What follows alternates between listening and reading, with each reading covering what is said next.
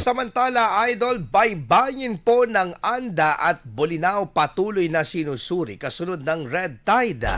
Para sa detalye ng balitang yan, kasama natin na Idol Aaron Navelgas. 104.7 IFM. Report!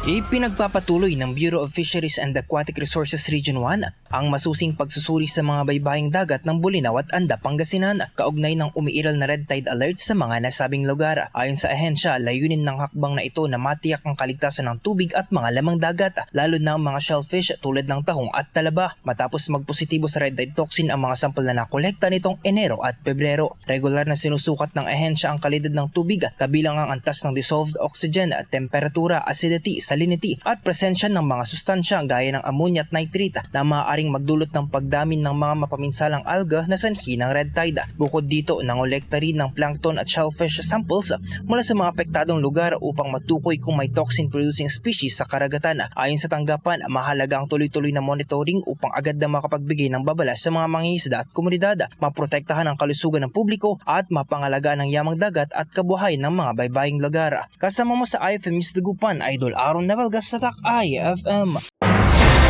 IFM News. IFM News. IFM News.